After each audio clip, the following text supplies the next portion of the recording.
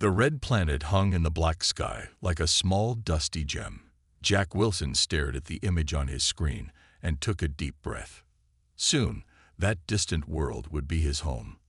The year was 2045, and Earth was not doing well. Water was scarce in many places. The weather had become wild and unpredictable. Too many people fought over too few resources. Humanity needed a new start, a backup plan. "Commander Wilson, they're ready for you," said a young man in a blue uniform. Jack nodded and smoothed down his jacket. At 52, he was older than most astronauts, but his experience was why they chose him to lead the first Mars colony mission. 20 years in space had turned his hair gray, but his eyes still showed the same fire that had driven him to the stars. The meeting room was packed with important people, the heads of space agencies from America, Europe, China, and India sat around a large table. Behind them stood the billionaires who had paid for much of the mission. Everyone talked about the Mars Initiative like it was humanity's greatest achievement. Maybe it was. "The horizon is complete," announced Director Hayes, a tall woman with a stern face. She showed pictures of the massive colony ship orbiting Earth, the largest vessel ever built by human hands. It will carry the first 20 colonists and enough supplies to start building a permanent base. Jack looked at the faces of his team, the people who would live or die with him on the red planet. Emma Davis, the engineer, was busy taking notes. At 35, she had designed parts of the ship herself. Her hands could fix almost anything, a skill they would need millions of miles from Earth. Tom Reed sat beside her. The geologist was quiet but smart. His job was to find the resources they would need on Mars: water ice, useful minerals, safe places to build. Lisa Green, the botanist, smiled at Jack from across the room. Her work with plants that could grow in Martian soil might save them all from starving.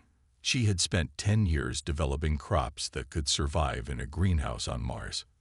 Robert Taylor, their medical officer, looked worried as usual.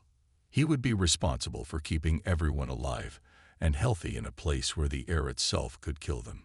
"Many people don't believe this mission will succeed," Director Hayes continued. "The public thinks we're wasting money that should be spent fixing Earth's problems." "Let them doubt," Jack said. "We'll prove them wrong by succeeding." That night, Jack stood at the window of his apartment for the last time. It might be the last time he would ever see Earth's sky. Tomorrow they would go to the space station and then to Mars. A one-way trip. His phone rang. It was his daughter, Mia. "Dad, I just wanted to say." Her voice broke a little. "I know, sweetheart," he said. "I'll be able to talk to you by video, even from Mars, just with a 20-minute delay." "That's not the same as being here," she said. He had no answer for that. He had missed much of her childhood during his astronaut career. Now he would miss the rest of her life. "I'm proud of you," she finally said. "Go make history." The next morning, as the shuttle carried them up to the waiting horizon, Jack watched the curve of Earth appear. Blue, green, white, the colors of life. Mars would be different. Red, brown, tan, the colors of dust and rock. Emma sat beside him, her face pressed to the window. "Beautiful, isn't it? But soon we'll have a different view." "A view no one has ever lived with before," Jack agreed. The first humans to call another planet home. As they docked with the massive horizon, Jack felt the weight of history on his shoulders. If they succeeded, this would be the moment humanity truly became a species of more than one world. If they failed, it might be the last time anyone tried for generations. The Horizon's engines fired 3 days later. There was no turning back now. Mars waited. 2 months into their journey to Mars, Jack floated through the main corridor of the Horizon. The ship hummed around him as he made his daily rounds. Living in space for this long was hard on everyone. The excitement of the first weeks had faded. Now came the true test, keeping mind and body healthy while trapped in a metal can hurtling through the emptiness. "Status report," Jack asked as he entered the control room. Emma looked up from her screens. Dark circles had formed under her eyes. We've got a problem with the water recycling system in Section 4. I've been working on it all night. Jack frowned. Can we fix it? Yes, but I need to do a spacewalk to replace a valve on the outer hull. Spacewalks were always dangerous. One small tear in a suit meant death. Later that day, Jack watched through a window as Emma worked outside the ship. Her white suit looked tiny against the blackness of space. The sun was a distant, cold dot from this far out, and Earth was just a pale blue speck behind them. Mars grew larger ahead, but was still only a reddish star. Be careful with the connection, Jack said through the radio. If that line bursts, you'll be hit with pressurized water vapor. I know what I'm doing, Emma replied, her voice tense as she worked with tools designed for gloved hands. Almost. Got it. The repair took 3 hours, but Emma returned safely. One crisis solved. But life on the ship brought new problems every day. Tom spent hours studying the latest data from Mars probes. One evening, he called the crew together. I found something strange, he said, pointing to his screen. These readings from under the Martian surface don't match what we expected. There's an unusual heat signature deep below our landing site. Is it dangerous? Lisa asked. Tom shook his head. I don't know. It could be nothing. Maybe just unusual geothermal activity. Or it could mean something important for our colony. We won't know until we get there. 4 months into the journey, tensions grew. The ship felt smaller with each passing day. Robert started holding weekly mental health sessions, but even he showed signs of strain. I can't sleep, Lisa confessed during dinner. I keep thinking about everything that could go wrong when we land. What if my plants don't grow? We'll all starve. Your plants will grow, Jack assured her. You've tested them in simulated Martian soil for years. But he understood her fears. They were all afraid, even if they didn't say it. Jack had his own demons. At night, alone in his small room, the memories came back. 5 years ago, he had led a mission to an asteroid. A mistake was made. Equipment failed. 2 good people died. Sometimes he still heard their voices on the radio, calling for help that never came. You can't save everyone, he whispered to himself in the darkness. But you can try to save these people. This mission. 5 months into their journey, disaster struck. A massive solar flare erupted from the sun. Alarms blared throughout the ship. Radiation alert, Tom shouted. Everyone to the shelter. The crew rushed to the central room with thick walls designed to protect them from such events. But as Jack did a head count, he realized Emma was missing. Where's Emma? He demanded. Engine room, Robert said. She was checking the radiation shields. Jack knew what that meant. The engine room was on the opposite side of the ship. Emma would never make it to the shelter in time. The radiation would hit her first. Without hesitation, Jack headed for the door. Where are you going? Lisa grabbed his arm. You'll be exposed too. I'm not losing anyone on this mission, Jack said firmly, pulling free.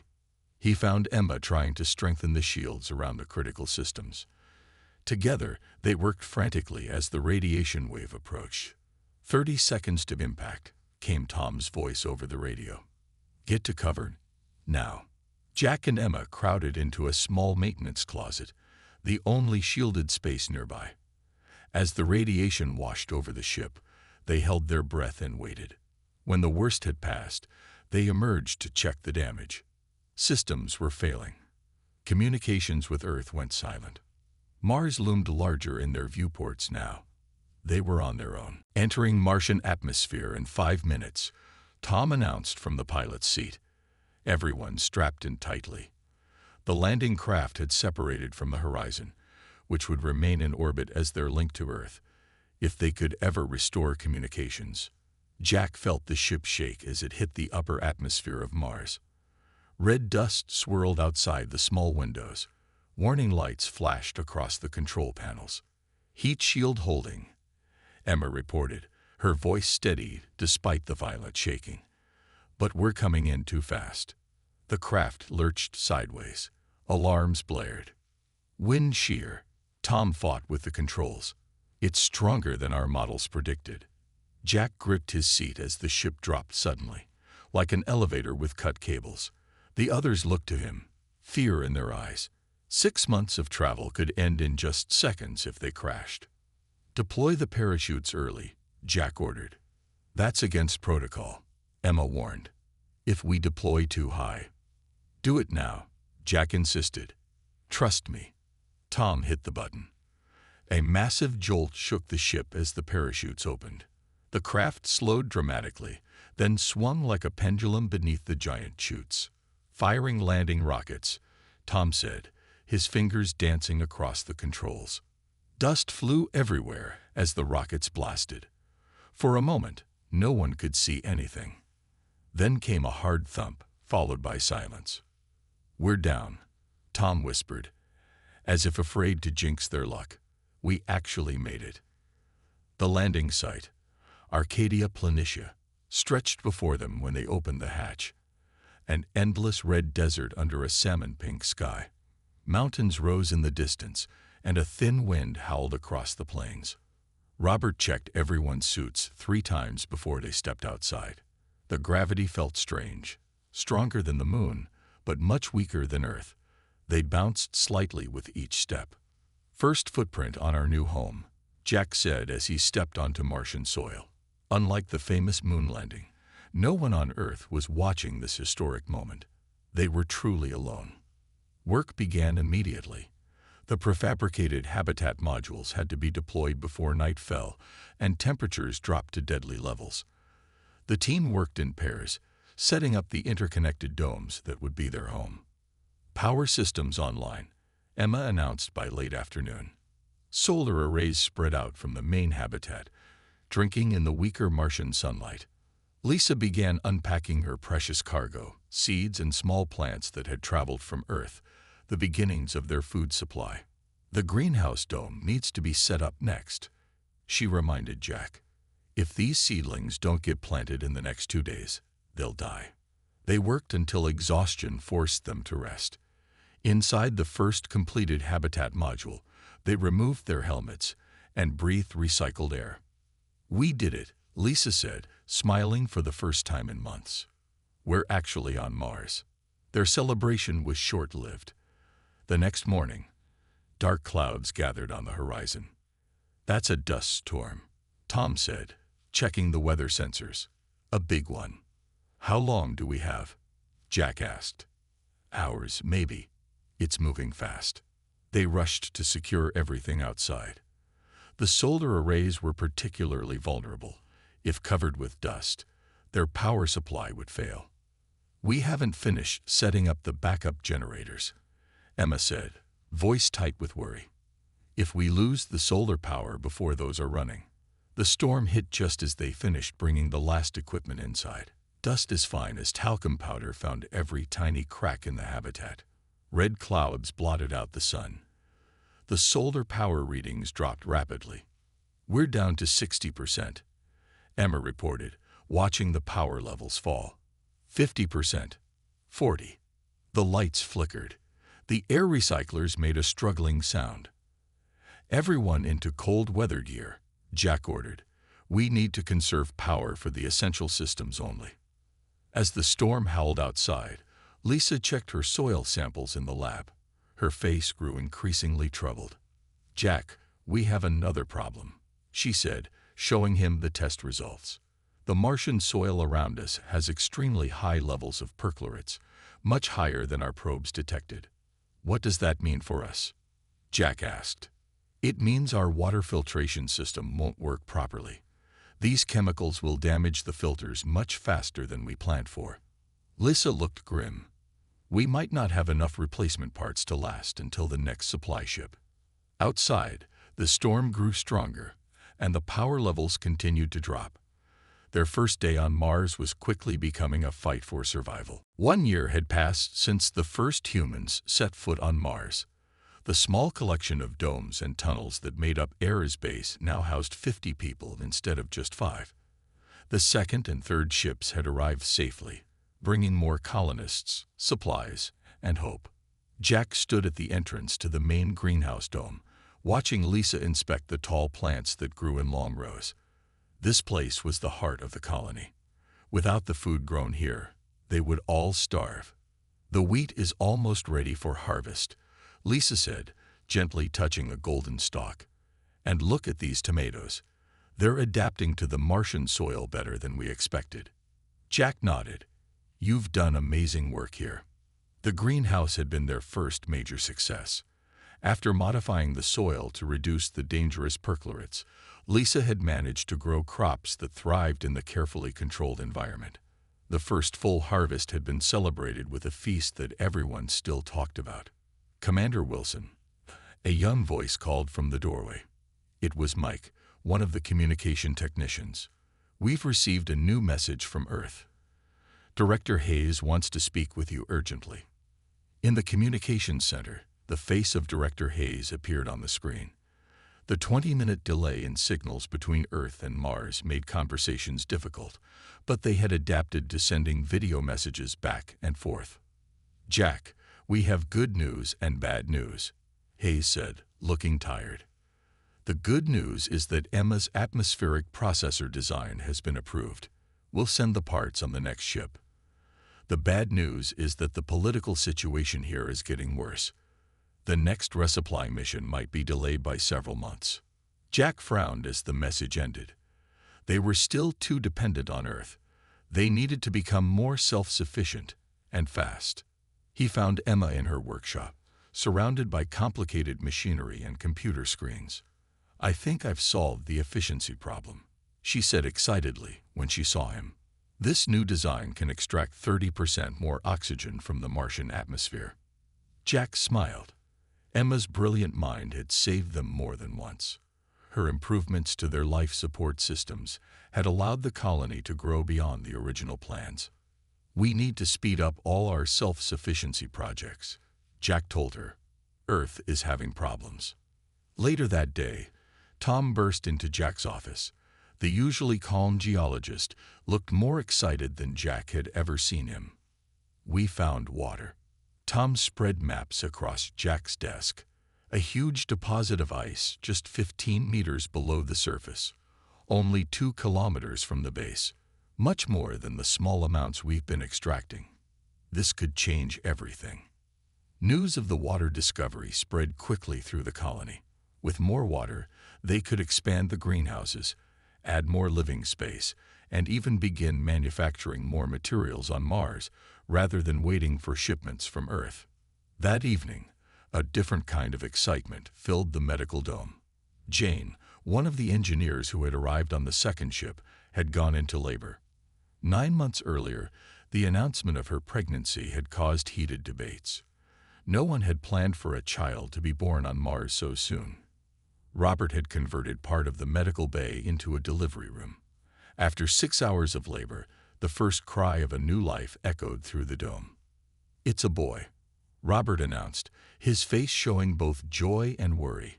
No one knew how being born in Martian gravity would affect the child's development.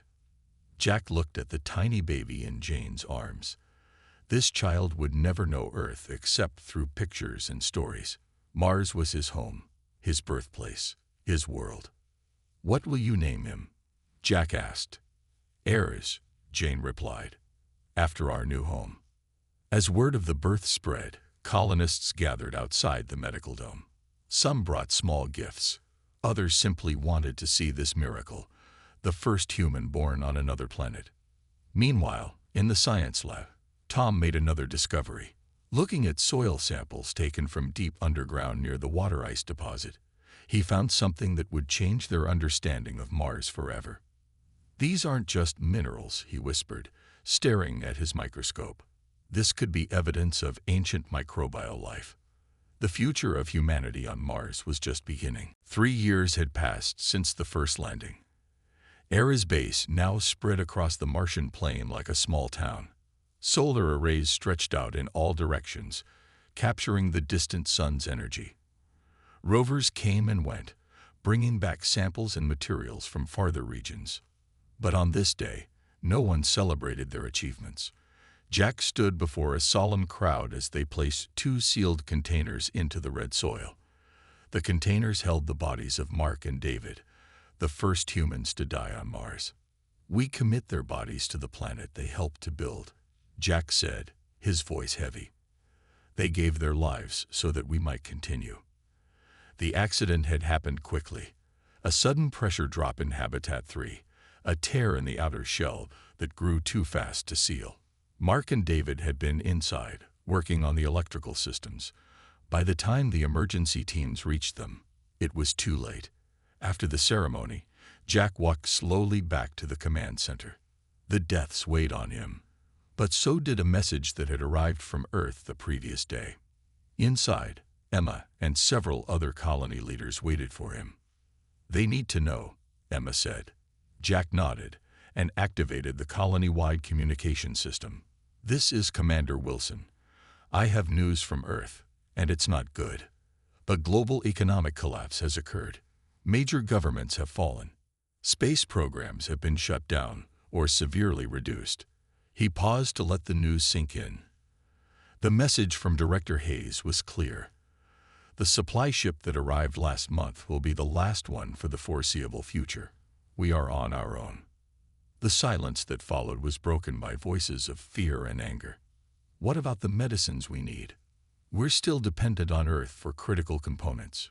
They're abandoning us." Jack raised his hands. "We always knew this might happen. That's why we've been pushing towards self-sufficiency from the beginning. We can survive this." But in the days that followed, cracks began to form in the colony's unity. Some colonists argued they should conserve resources and focus only on survival. Others believed they should continue expanding and exploring. Lisa worked day and night in her lab, trying to solve their biggest problem: food. Their supplies from Earth would eventually run out, and the greenhouses couldn't yet produce enough. "I think I have something," she told Jack one evening, showing him plants in a special chamber. "I've developed a strain that can process Martian soil more efficiently. It needs less water and can handle higher levels of perchlorates." "Will it be enough?" Jack asked. "It has to be," Lisa replied simply. Meanwhile, young colonists led by Alex, an engineer who had arrived on the third ship, became more vocal about changing how the colony was run. "We need to declare independence from Earth," Alex argued during a community meeting. "We can't wait for their permission or follow their outdated protocols. Mars belongs to those who live here." Many of the younger colonists cheered, but others, mostly from the original crews, disagreed strongly. "Earth is still our home," Tom argued back. "We need to maintain that connection. When they recover from this crisis, they'll send help again." The colony began to divide into two groups: the Earthers who wanted to maintain ties with their original planet, and the Martians who believed their future lay solely with the red planet beneath their feet. Jack found himself caught between these factions. At 55, he had spent most of his adult life loyal to Earth's space agencies, but he also saw the truth in what the younger colonists said. Late one night, as Jack stood alone at the observation window watching the Martian sunset turn the sky a deep crimson, Emma joined him. "What's really bothering you?" she asked. "I don't know if I'm the right person to lead anymore," Jack admitted. "The colony is changing. Maybe it needs new leadership for this new challenge." "You got us here," Emma said, "through everything.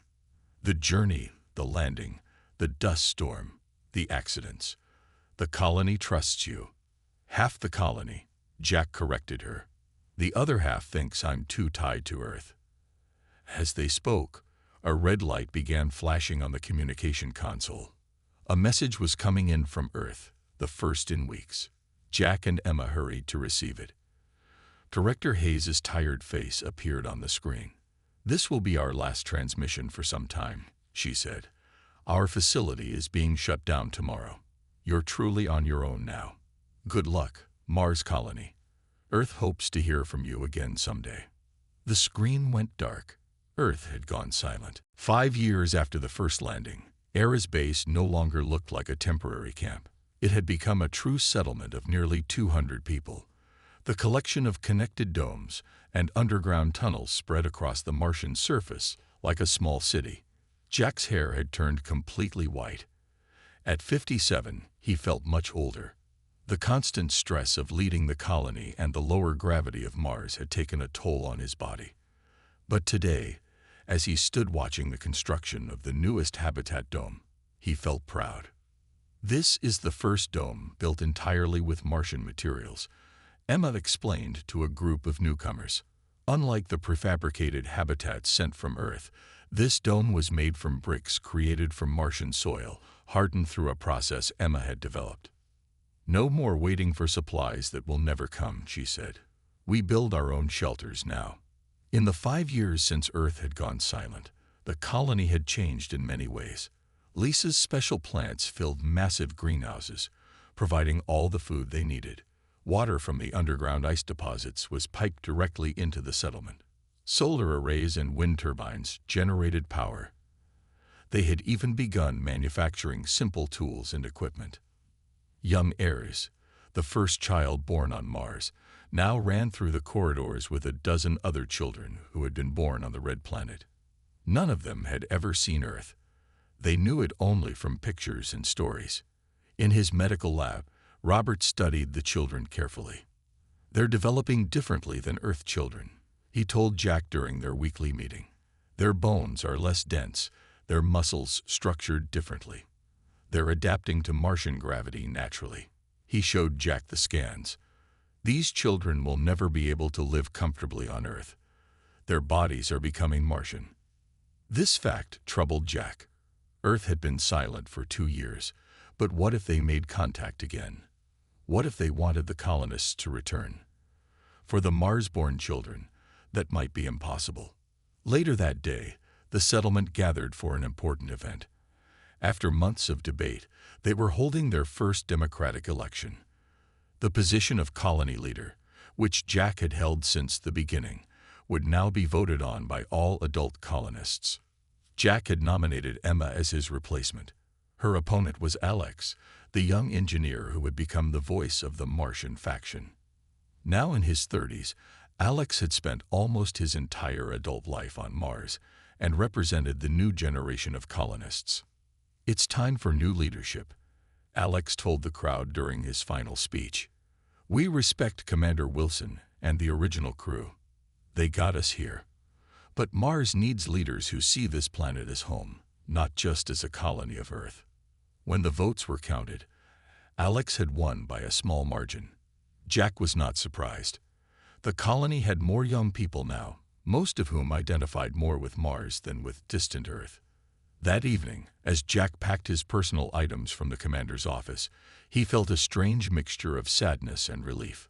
How does it feel to not be in charge anymore? Tom asked, helping him carry boxes to his living quarters. Honestly, good, Jack admitted. The colony has changed. It needs leaders who understand what it's becoming, not what it was. And what is it becoming? Tom asked. Jack thought for a moment. Something new. Not just an Earth outpost anymore. Something Martian. The next day, as Jack walked through the central plaza, a ship technician named Paul ran up to him, looking excited. Sir, we picked up a signal. A transmission from Earth. Jack hurried to the communications center where Alex and several others were already gathered around the screens. The message is garbled, the communications officer explained. But it's definitely from Earth. The first contact in over 2 years. As they worked to clean up the signal, Jack noticed a woman he didn't recognize standing quietly in the corner. You came on the last ship, didn't you? He asked her. I don't think we've met formally. Yes, she replied. My name is Olivia. I was sent by a private organization, not the government space program. She hesitated. There's something you should know about Earth. Something I was told to reveal only if contact was lost for more than 2 years. The room grew quiet as everyone turned to listen. Before I left, Olivia said slowly, the signs were already clear. The governments were collapsing faster than anyone publicly admitted. The ecosystem was failing. Earth as we knew it is dying. 10 years had passed since humans first set foot on Mars. What began as a single base had grown into 3 separate colonies spread across the planet, home to over 500 people. The original Ares base remained the largest, but New Olympus in the north and Mariner Valley to the south were growing quickly. Jack sat in a special chair designed to support his weakened bones. At 62, the effects of long-term life in Martian gravity had taken a serious toll on his body. The medical condition was now commonly known as Martian bone disease, affecting many of the first colonists. "The test results are promising," Tom told him, showing the latest data on a tablet. Now the head of the science division, Tom had continued his research into the microbial fossils discovered years earlier. The ancient Martian microbes share some basic building blocks with Earth life. It suggests a possible common origin. Jack smiled. So maybe we're all Martians after all. Outside the window of Jack's quarters, a vast project was underway. In a sheltered valley, engineers were testing the first stage of a terraforming experiment. Special algae developed by Lisa's team was being used to gradually change the atmosphere in the enclosed space. It would take generations to see results, but it was a start. "The founder's ship is ready for final inspection," Emma announced as she entered. Though now in her 50s, she remained the colony's most brilliant engineer. "Would you like to see it?" Jack nodded. Despite his health, he wouldn't miss this historic moment. The rover took them to a massive hangar built into the side of a cliff. Inside sat the New Horizon, the first spaceship built entirely on Mars. Its sleek form looked nothing like the bulky vessels that had brought them from Earth. This ship used materials and designs unique to Mars. "Will it really work?" Jack asked, marveling at the creation. "The propulsion system is more efficient than anything Earth ever built," Emma said proudly. "We've tested every component. It's ready." The next day, the colonies held their annual meeting. Representatives from all 3 settlements gathered to discuss matters affecting all Martians. Alex, now 40 and still serving as leader of Ares Base, called the meeting to order. "The ship is ready," he announced. "Now we must decide. Who goes to Earth?" The debate was heated. Some argued they should send scientists to share their discoveries. Others thought diplomats would be better, to establish formal relations with whatever governments remained on Earth. "We should send people born on Mars," suggested Ares, now 10 years old. Though young, as the first Mars-born human, he was allowed to speak at important meetings. Earth should meet true Martians. Jack watched the debate with mixed feelings. The colonies had thrived without Earth's help, becoming truly independent, but the fate of their original home planet remained a concern. The fragmented messages they'd received painted a grim picture of environmental collapse and political chaos. 1 month later, Jack stood with hundreds of others watching as the New Horizon prepared for launch. The crew of 5 included both Earth-born colonists and 2 young adults who had been born on Mars. They would be the first humans to make the journey from Mars to Earth. "What will they find when they get there?" Lisa asked, standing beside Jack. "I don't know," Jack admitted, "but whatever is left of humanity on Earth needs to know that we survived, that their greatest achievement didn't end when they lost contact with us." As the countdown reached 0, the ship rose on a column of flame. Cheers erupted from the crowd. Jack felt tears in his eyes. He thought of the day they had left Earth, how they had looked back at the small blue planet growing distant behind them. Now others would make the reverse journey, looking at Mars growing smaller as they headed for the planet that was once home. That evening, as the first stars appeared in the Martian sky, Jack sat with the other remaining original colonists, Emma, Lisa, Tom, and Robert. They had all aged, their bodies showing the effects of life on this harsh world. "Did you ever think we'd make it this far?" Robert asked. Jack looked around at the lights of the colony stretching across the Martian landscape. Children born on Mars played in the distance, their movements graceful in the lower gravity they had known all their lives. "This isn't just a colony anymore," Jack said. "This is the future of humanity. Whatever happens to Earth, our species will continue here. We're not just visitors anymore. We are Martians now. Above them, the tiny blue dot of Earth appeared among the stars, distant but not forgotten. The cradle of humanity, watching its children take their first steps into the wider universe.